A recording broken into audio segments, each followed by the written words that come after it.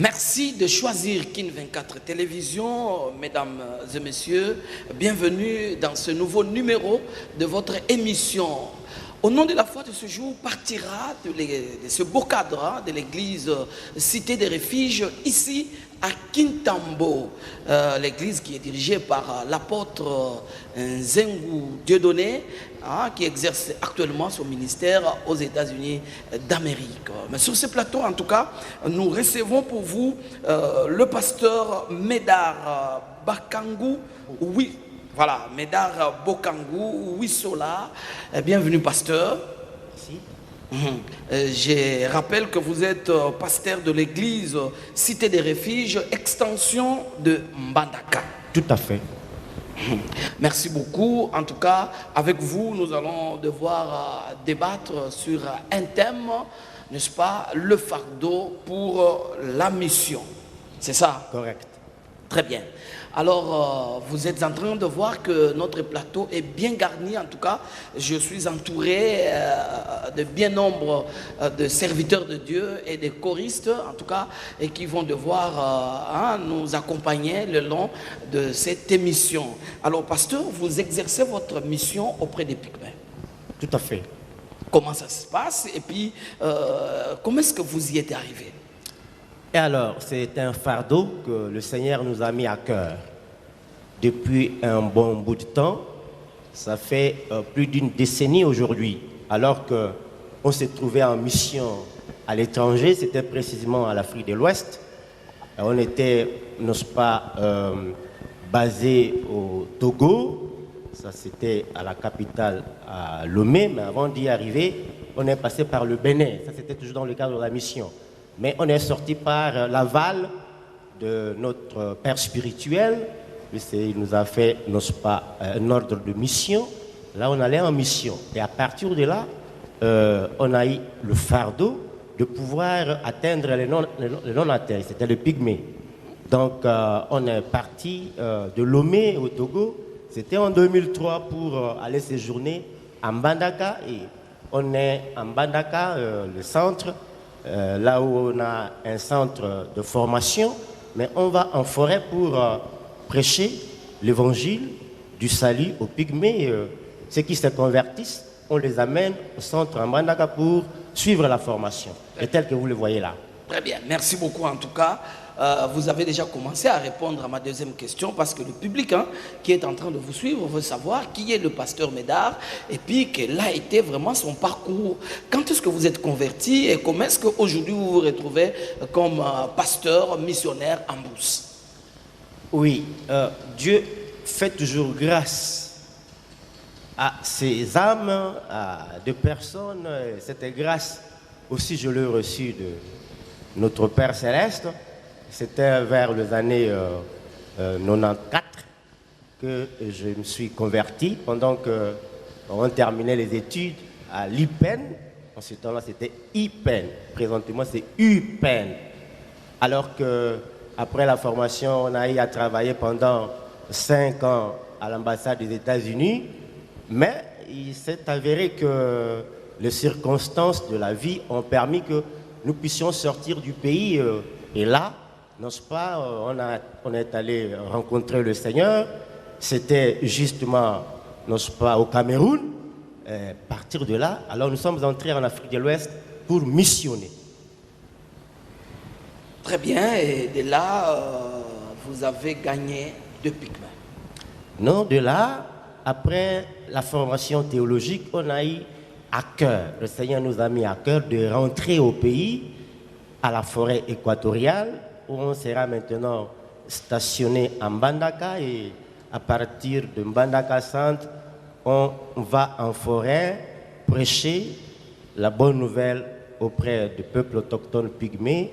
Ceux qui se convertissent, on les amène en Mbandaka pour la formation. Donc on fait vraiment un travail de fond. Très bien.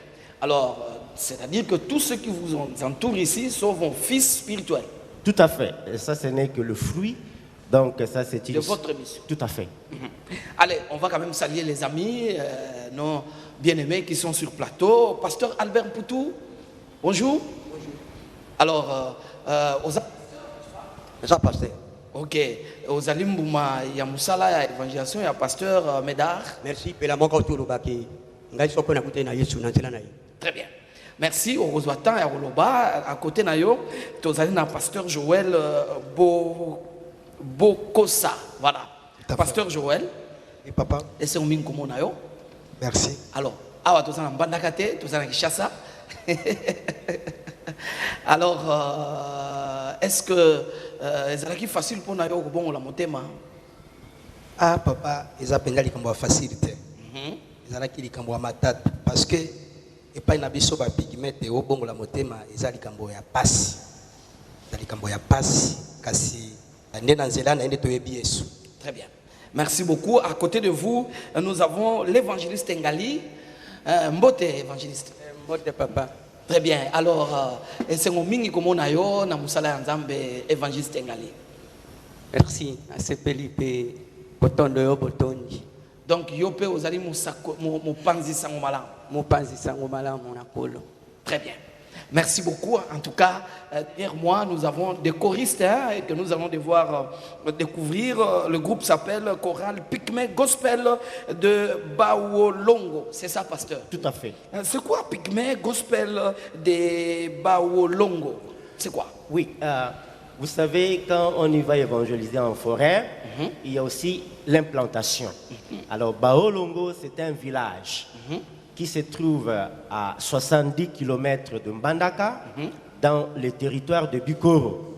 Et je suis très heureux de vous informer que c'est mon village natal. Très bien. Et c'est à partir de là, on a eu à... Comme pour dire que vous avez commencé par Jérusalem. Tout à fait. Très bien. Tout à fait. Et alors là, j'ai dû encadrer mes jeunes frères pygmées. Ils ont des talents. Mais apparemment, vous n'êtes pas pygmée. Je suis bantou. Vous êtes bantou? Tout à fait. Ah bon? Et c'est facile, par quel langage, par quelle langue que vous communiez avec les pygmées? Mais c'est là le mystère de Dieu. Vous savez, la Bible nous dit, le Seigneur nous a donné un ordre suprême. Allez, faites de toutes les nations des disciples, baptisez-les au nom du Père, du Fils et du Saint-Esprit, et enseignez-leur à observer tout ce que je vous ai prescrit, et je suis avec vous tous les jours jusqu'à la fin du temps. Donc, ça c'est un ordre suprême.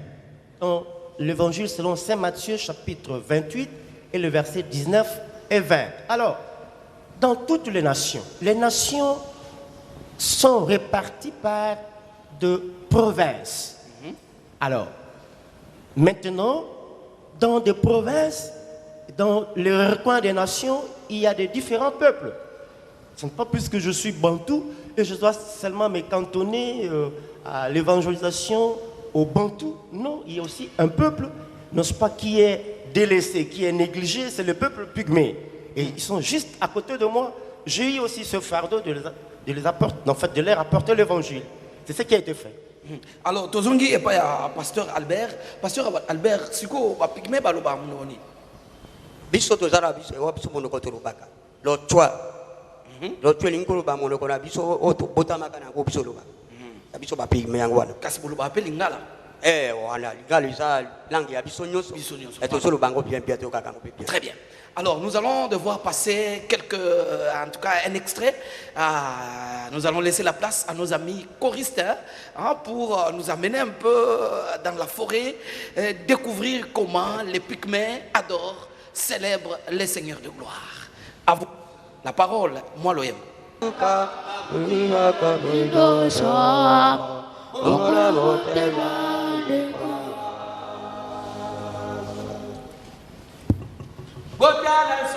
Somo iko yana mokolo na suka Milozo Mokala mutema dekuwa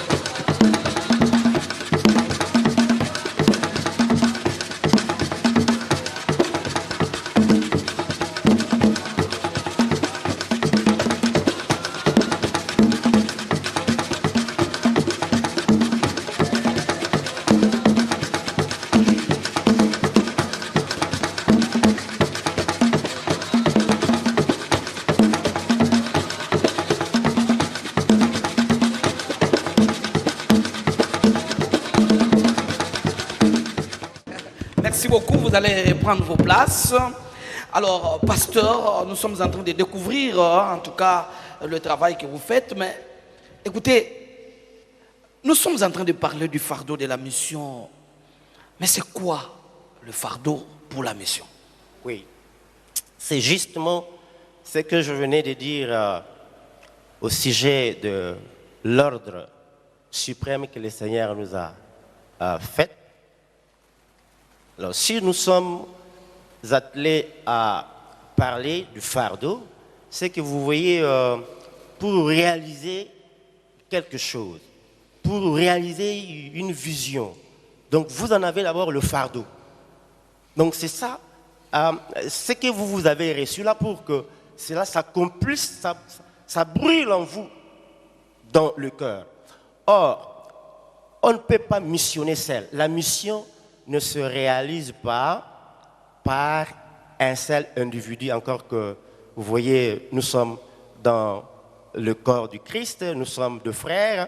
Cet ordre suprême a été donné à tous ceux qui sont nés de nouveau de l'Esprit de Dieu, à tous les chrétiens, tous les serviteurs de Dieu, tous ceux qui sont appelés par le Seigneur. Alors, ce fardeau, nous allons le partager à tout le monde. Comme la mission ne se réalise pas par un seul individu, il faudrait que les autres puissent porter aussi ce fardeau. Que nous puissions, n'ose pas, travailler pour l'œuvre du Seigneur dans la synergie. Voilà. Merci, pasteur. Mais en tout cas, s'il faut porter les fardeaux, plusieurs personnes rêvent en tout cas et prient Dieu pour qu'ils aillent en Europe, qu'ils aillent en Amérique, qu'ils aillent quand même dans les lieux où ils se retrouvent socialement. Mais qu'est-ce qui fait que vous allez en Bandaka pendant que beaucoup de gens cherchent de visa et vous êtes allé dans la forêt chercher ces frères pygmées? Qu'est-ce qui vous donne? Merci beaucoup pour cette question qui m'arrive très souvent. Vous savez, quand le Seigneur appelle quelqu'un pour la mission, il y a un missionnaire qui lui est indiqué.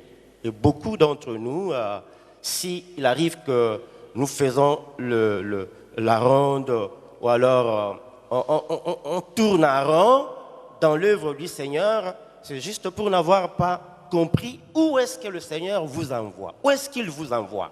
Et moi, j'ai compris.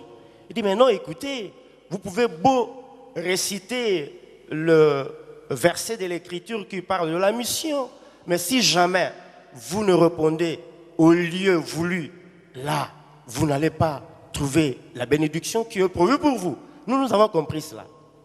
Donc, vous avez un champ missionnaire, et ce champ missionnaire pour vous, c'est lequel?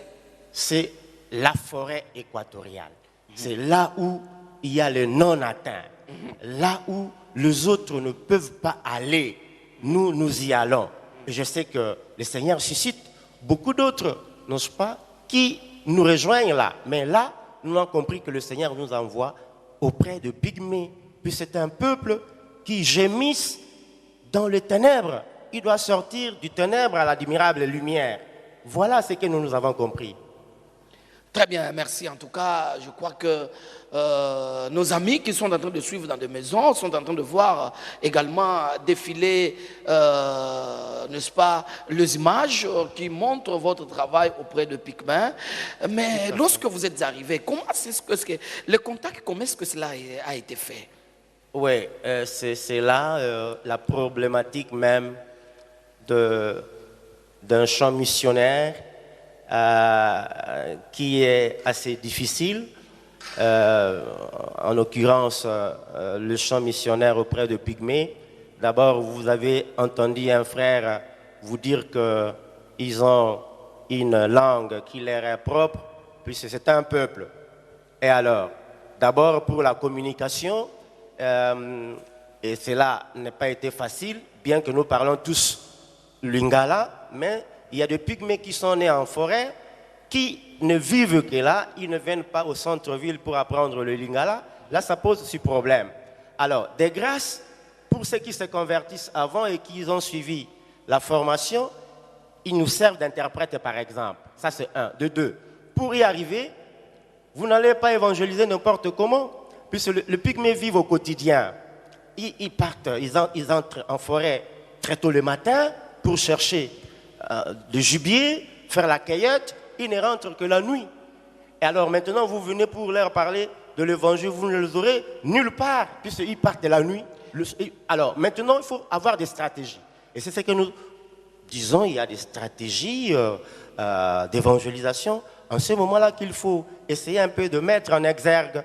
Alors, on arrive, on trouve le vieux coutumier, par exemple, et puis on lui parle de moi, j'ai besoin de m'adresser à votre population.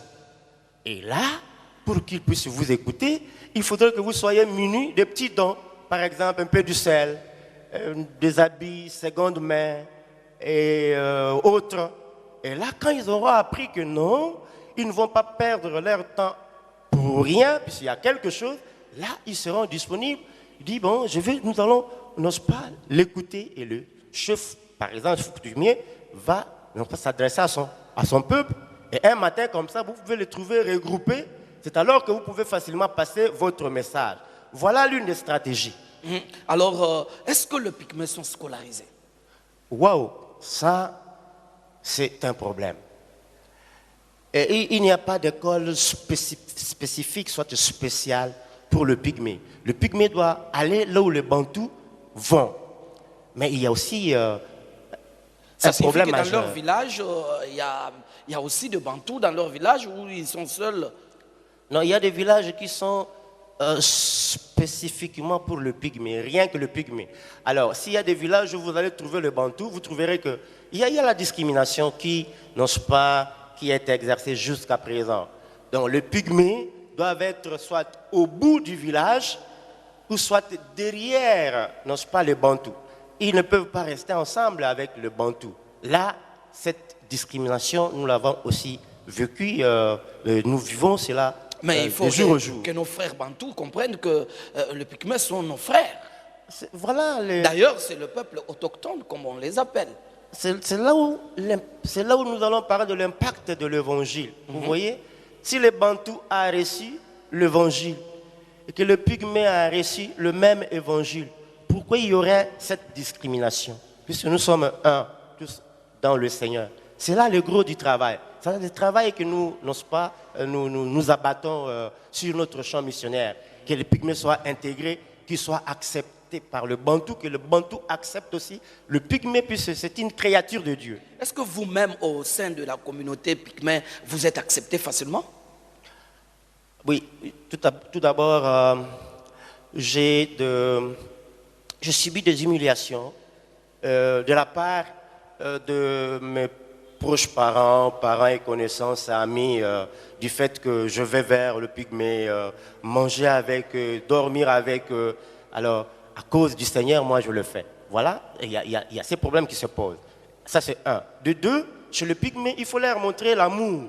Vous venez avec l'évangile, ils vous font même des tests. Vous venez pour l'évangile, ils sont quand même avertis que vous voulez apporter l'évangile de Christ. C'est l'évangile, non pas du salut, et cela, non pas, doit avoir un amour manifeste. Ils peuvent vous présenter ce qu'ils ont préparé, mais vous êtes bantou. Si vous avez la répugnance, le dégoût, l'aversion sur ce qu'ils ont préparé, là, vous ne les aurez nulle part, vous ne les aurez pas. C'est déjà un rejet.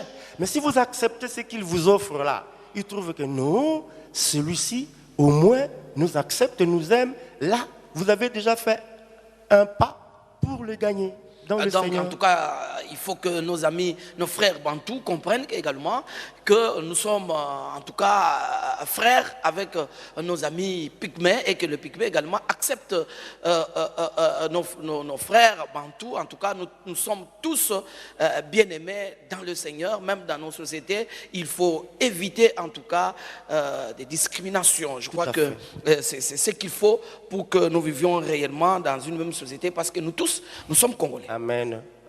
Et les pygmées sont Congolais au même degré que les autres Congolais. Vous avez raison. Il y a une deuxième facette de votre question sur comment le pygmée considère le bantou. Vous voyez tellement qu'il y a cette discrimination qui s'est implantée, qui est enracinée. De fois, ça crée une vengeance. Voilà. Une sorte de révolte. Vous voyez, une sorte de révolte. À moins que vous vous présentiez de façon hospitalière, de façon ouverte, c'est alors que vous allez voir aussi l'accueil hospitalier de Pygmée. Sinon, il y a ça dans le cœur, ces rejets. Merci, chers téléspectateurs. Vous êtes en train de suivre votre émission Au nom de la foi, partant de l'église Cité des Refuges, ici à Kintambo, à Kinshasa, en tout cas, dans ce beau cadre qui nous reçoit aujourd'hui. Vous êtes très nombreux à Kinshasa, à Brazzaville, à l'intérieur du pays, à l'extérieur du pays, qui êtes en train de suivre cette émission. En tout cas, vous pouvez aussi intervenir, poser votre problème, poser votre question, participer dans l'émission, mais pourquoi pas invitez aussi l'émission Au nom de la foi dans vos milieux, où que vous soyez, à travers le monde, en tout cas, pour que vous puissiez aussi vous exprimer et que les populations entières, que ce soit de la République démocratique du Congo ou d'ailleurs, puissent vous suivre et suivre votre message. Alors, nous allons devoir poursuivre avec le pasteur Médard, pasteur qui est habilité d'aller en mission. Tout celui qui est né de nouveau de l'Esprit de Dieu. Vous voyez, Jésus a dit, comme le Père m'a envoyé, moi je vous envoie. Là, il s'adresse aux disciples que nous sommes. Vous voyez, nous sommes les disciples du Seigneur. Lui, il a missionné avant, il est notre modèle. Alors, celui qui reçoit Jésus comme Seigneur et Sauveur personnel, il est appelé à missionner, à répondre à l'ordre suprême du Seigneur. Voilà. Mais vous pouvez avoir un fardeau, mais vous êtes limité par les moyens. Vous n'avez pas de moyens parce que pour arriver, par exemple, à Mbandaka, arriver dans tous ces villages-là, il faudrait avoir de moyens. Il faut avoir un billet d'avion, arriver à Mbandaka pour entrer, chercher, par exemple, nos bien-aimés dans leur forêt. Il faudrait avoir peut-être de moyens pour traverser les eaux. Et quand vous n'avez pas de moyens, vous ne trouvez pas que vous êtes bloqué malgré votre fardeau? Là, vous avez raison. Voilà pourquoi je disais tantôt que la mission, on ne la fait pas seule. C'est là où nous voudrions partager ce fardeau avec d'autres bien-aimés. Il y a le soutien, n'est-ce pas? Il y a ceux qui soutiennent la mission par la prière. Et il y a aussi par les moyens matériels et financiers. Donc, celui qui ne va pas en forêt, ou soit qui ne va pas là où les non-athées se trouvent, mais par ses moyens, par, n'est-ce pas, le matériel qu'il a, par exemple le moyen de déplacement, il peut faciliter la mission pour qu'elle puisse s'accomplir. Le Seigneur a dit, vous recevrez le Saint-Esprit, mais vous recevrez la puissance quand le Saint-Esprit surviendra sur vous, et vous serez mes témoins à Jérusalem, dans toute la Judée, dans la Samarie et jusqu'aux extrémités de la terre. Vous voyez? Donc, ici, cette parole est adressée telle que je venais de le dire à tous ceux qui ont reçu le Seigneur comme tous ceux qui ont reçu Jésus comme Seigneur et Sauveur personnel. Ils doivent répondre à cela. Mais il s'avère qu'il y a des endroits différents. Si vous voyez qu'il y a ceux qui vont au loin possible, qui ne s'arrête pas seulement à Jérusalem, qui ne s'arrête pas seulement à la Judée, qui ne s'arrête pas seulement, non pas, à la Samarie, mais qui vont jusqu'aux extrémités. Alors, le moyen que vous avez peut servir. Et là, vous contribuez à la mission. Là, vous participez aussi à la mission. Alors, quel est le message clé de la mission? Nous montrons à nos interlocuteurs l'amour de Dieu qui a été manifeste en son Fils unique Jésus-Christ pour le salut de nos âmes. Qu'est-ce que cela veut dire? La Bible dit dans l'Évangile selon Saint Jean, chapitre 3, verset 16, que Dieu a tant aimé le monde qu'il a donné son Fils unique afin que quiconque croit en lui ne périsse point, mais qu'il ait la vie éternelle. Dieu n'aime pas dans son amour qu'il y ait des âmes dans la perdition. Vous voyez, la Bible dit, quand Paul s'adressait dans une de ses épîtres, non pas à Timothée, il a dit, cela est agréable devant Dieu notre Sauveur, qui veut que tous les hommes soient sauvés et parviennent à la connaissance de la vérité. Vous voyez, la volonté de Dieu ici est que tous les hommes soient sauvés. Et après être sauvés, qu'ils parviennent à la connaissance de la vérité. Puisqu'on parvient à la connaissance de la vérité, on a une foi assidue, une foi ferme. Et peu importe là où l'ennemi viendra chercher à vous retirer encore du Seigneur, ça ne tiendra pas bon puisque vous êtes déjà affermis. Voilà le message que nous apportons. Nous montrons à nos interlocuteurs le ciel. Vous voyez, les gens doivent faire le choix. Est-ce que dans ce milieu-là, on vous croit? Parce que vous avez des difficultés d'abord de certaines personnes qui ne savent pas lire, des personnes qui peut-être plusieurs entre eux sont encore analphabètes. Est-ce qu'ils vous acceptent? Est-ce qu'ils acceptent votre message? Est-ce que le message de Jésus-Christ passe dans ce milieu?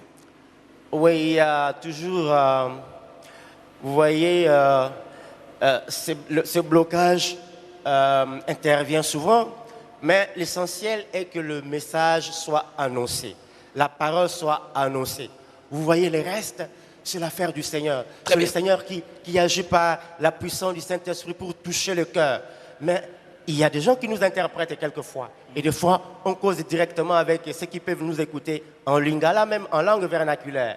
Donc, c'est ça. Et apparemment, vous apprenez un tout petit peu les langues locales de Bien sûr, bien sûr. Ah, très bien. Bien Ça, sûr. c'est vraiment une très très bonne chose, pasteur Médard.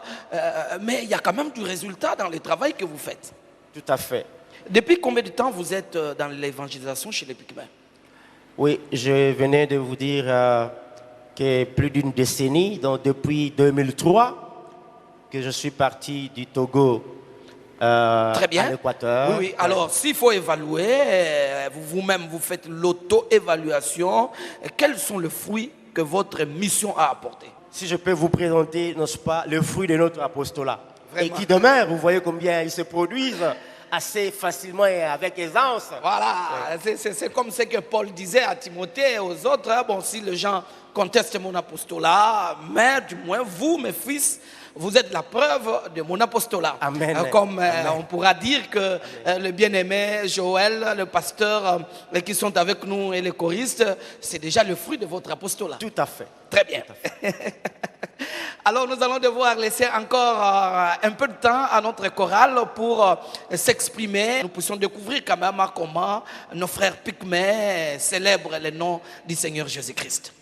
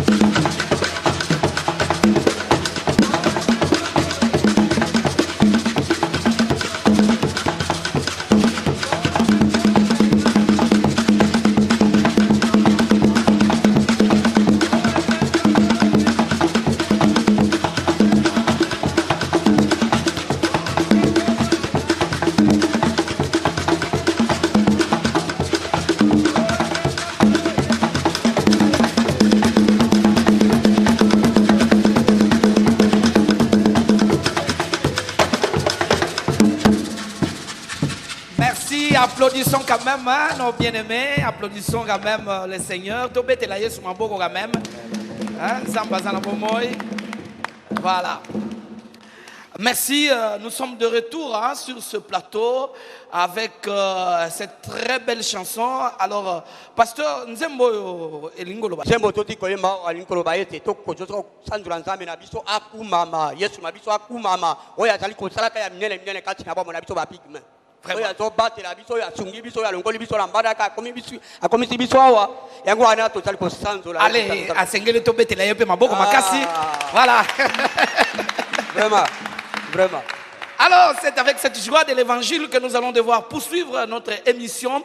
Eh bien, nous allons devoir prendre l'évangéliste Ngali. Voilà.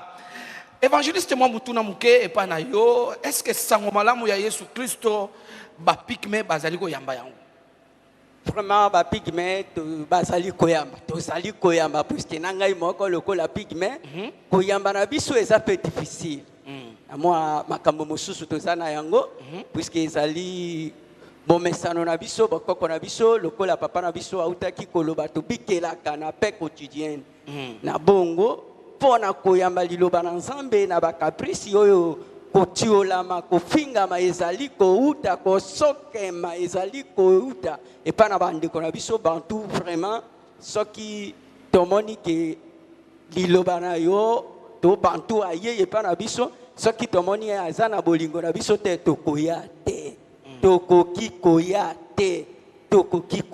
te mais oyo amonisi biso bolingo tokoya pe lokola biso moko bozo ya pona mutu te bozo ya nde pona kolo Yesu pona kolo Yesu mais na kosokema wana epesaka biso mais Bible lobi na biso ke tango ndimeli Yesu okozwa makambo ebele kasi kotuka mape ezali boko kobwakisa kondima na Yesu pona kotuka mate na bongo ezaka boyi biso oyo tondimeli po tomoni pe oyo Nzambe asaleli biso mais pona bandeko oyo batikali pona bango oyo batikali yango moni biso moko na boko tokomi kolobana na monoko na biso moko na moko. Alors bino pe bokende koteya sango malamu epa ya bandeko na bino na monoko ya mboka na monoko na mboka oyo ya mangala te français te to anglais te tokomi biso na biso. Alors bolobaki monoko ya mboka kombo nango Lotwa. Alors na Lotwa tango zoko lobana ndeko muninga ete yamba Yesu Kristo na bomo na yo po obika okoloba ndenge ni amba Yesu Kristo obi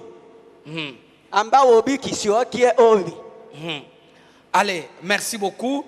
Nous allons devoir passer la parole au pasteur Joël. Alors, pasteur Joël, évolution ya sango malamu na bandeko nyonso wana parce que bapikme bazaka na mbandaka te bazaka na Équateur te bazali pe na éparpillé na forêt équatoriale mobimba ndenge nini bozo sala pour que bapikme le plus grand nombre bayoka sango na Yesu Kristo. Papa journaliste, merci na question na yo. Réponse na koki ko banda liboso biso moko sikato zu mukumba. Biso moko to zu mukumba ya ye bana kokenda bisika bango bazali bana komonisa bango sango na Kristo. Pe sika bango bakomi kondima parce que bamoni transformation Yesu asali kati na biso bakombe koyoka biso. Bakombe kondima na facilement nyonso. Est-ce que bandi makake mokilo ekosuka eke lifelo ezali pe lola ezali kaka na nzela na biso na lolenge tozali komonisa biso nde komonisa bango ete lufeli ezali kaka na bato oyo bayebi Yesu te kasi na bato oyo bayebi Yesu lufeli ekozali bango kasi bango bakozwa bomoi na seko na lola. Très bien. Alors, pasteur, nous allons passer à pasteur Albert. Pasteur Albert, tangu bozo sakola sango malamu et pas ba pigme. Est-ce que bozo kutana na conflit entre bokoko na liloba na Nzambe oyo tangu mususu ezo tambula nzela moko te na bokoko Merci para motuna. Yango tango nyonso tozo tambola et pas na bandeko. Pourquoi ko zangite? Bango lokola moto aumela na likambo na ye depuis kala boso ya kobongola ye makanisi il faut kuta difficulté yango wana difficulté wana tokutaka nango yango soko ekoma facile sikoyo po komona na bango ete biso nyonso toumelaka na makambo wana ne biso lokola Yesu alongoli biso na makambo wana biso to changer basosoli ete bandeko na biso lokola toumelaka na bango tomelaka na bango batiamba ibakana bango to saraka bakisi na bango lokola bango balongwa na bisiko oyo ebongi na biso peto bongwana tozwa ela lokola bande ko na biso ba commission. Est-ce que sango ya délivrance bayoka kango bosale la délivrance to sale lango très bien yango to salaka tango mosusu okokuta mwasi moko na biso abotaka kasi akisima kabana te ayeko pesa likamwa le papa ye pa nanga pasteur obi papa na sali amiko na sali ya bambuli na boti mwa ekomi na tango akotambola mwana akufi ekomi na tango akotambola mwana akufi toyebi te tope bonkoko lokola biso tolongwa na bonkoko to sosolisi yeta lo makama bonkoko ezali te yaka tonguma mela oyo apesaka bana oyo apesaka solution tango tonguma meli Yesu wana oyo apesaka solution nde na mwasi ma mikolo mama zuize mi pe aboti mwana moi natambuli kino lelo déjà ba témoignage eza témoin ezomela nzambe azokosala vraiment kino lelo tango oyo lokola bamoni ke changement balobi ya solo oyo nyonso tosala kiti ya tango na kala ezali makambo ya bonkoko tolanda bobele ye yes oyo azosala kati na biso. Amen. Voilà. Amen. En tout cas, merci mingi pour na sangomalamu na mboka et ya ba Pygmée. En tout cas, petit à petit, nous sommes en train d'aller vers la fin de notre émission. Nous allons retourner chez le pasteur Médard pour lui poser en tout cas les dernières questions. Pasteur, lorsque vous êtes en évangélisation chez les Pygmées, quelles sont les difficultés que vous rencontrez? Avant de répondre à cette question, je voudrais, avec votre permission, accentuer un tout petit peu la réponse que le pasteur Poutou. En une minute en tout cas. En une minute. Vraiment. Alors, vous voyez, maintenant que eux ont reçu le Seigneur, ils sont transformés, ils rentrent en forêt pour évangéliser leurs frères. Et là, il y a déjà un témoignage très éloquent. Là, ils se convertissent aussi facilement, ils acceptent facilement. Donc, voilà pourquoi, lors de ces séminaires, vous les trouverez, ce sont eux qui vont l'animer dans la prêche, c'est-à-dire dans les enseignements, la prédication, pour montrer qu'ils ont la grâce du Seigneur et que comme ils rentrent là en forêt, franchement, par le soutien des autres dans la prière et dans des donc le séminaire qui se tient ici, dans l'église de Kitambo. Ici, dans l'église de Kitambo. Qui vont animer ce séminaire? Ce sont nos frères, vous les voyez là, le pasteur Mpoutundié Albert, pasteur Bokosa, Joël, le pasteur évangéliste Ngali Lopeka, mais il y a aussi le pasteur, non c'est pas Pépé, Bongongo, Bomola, bon, lui il est en train d'encadrer ces groupes, c'est le choriste, mais c'est aussi un prédicateur aussi, il est aussi pasteur. Donc vous les verrez tous en scène, nous les mettons à l'avant-garde pour vraiment montrer réellement qu'ils ont la grâce du Seigneur. Alors, chers amis, peut-être vous ne connaissez pas encore, vous n'avez pas encore suivi la prédication de bouche de nos frères Pygmées. C'est l'occasion pour venir ici, n'est-ce pas, au temple de l'église Cité de Refuge à Kintambo. Alors, pasteur, maintenant, en tout cas rapidement, les difficultés et qu'est-ce qu'il faut que l'on puisse trouver des solutions à toutes ces difficultés. Merci beaucoup, monsieur le journaliste. En une minute. Oui. Il y a les difficultés d'ordre matériel, par exemple. C'est la plupart d'eux, ils peuvent bien se convertir, mais vous voyez, le Seigneur a dit, non, pas, il faut leur enseigner. On doit faire d'eux les disciples du Seigneur. Ils doivent avoir un cadre où ils doivent venir souvent, n'osent pas apprendre la parole de Dieu. Et beaucoup d'entre eux sont encore hésitants, puis se disent, mais non, moi je n'ai pas d'habit, je n'ai pas de quoi mettre à apporter, je ne viens. Voilà l'une des difficultés. Il y a aussi, tel que je venais de le dire, quand on arrive, puisqu'ils vivent au quotidien, chaque jour ils vont en forêt, ils rentrent la nuit pour la cueillette, et puis bon, la chasse, difficile de le rencontrer comme ça. Il faut avoir certaines stratégies, avoir un peu du sel. Je crois dans nos films, vous verrez comment on le regroupe pour l'évangile, mais après, il faut distribuer ce sel, un peu d'habille. Alors, qu'est-ce que vous attendez de nos chers téléspectateurs, en tout cas,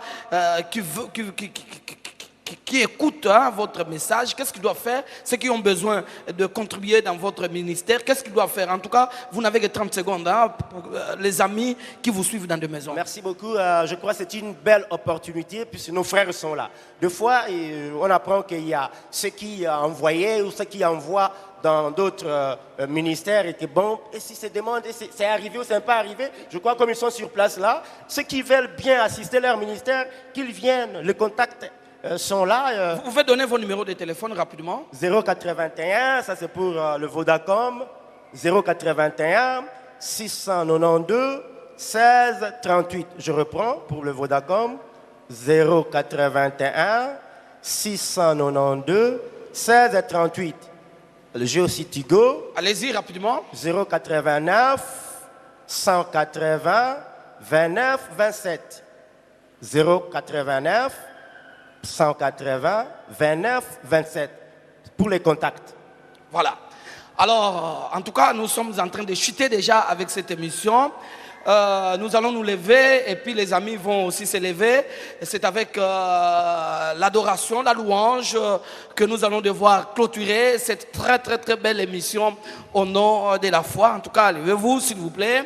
Voilà, et vous pouvez prendre déjà votre place pour exhiber encore quelque chose pour la gloire de notre Seigneur. Voilà. Amen, amen, amen. Et pasteur Médard, merci. Nous sommes en train de dire à nos confrères, à tous ceux qui sont en train de nous suivre, que nous avons tenu cette émission depuis la cité des refuges ici à Kintambo. Nous sommes arrivés à la fin de notre émission.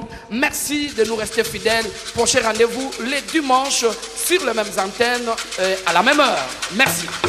Merci beaucoup, monsieur le journaliste. Je suis très reconnaissant.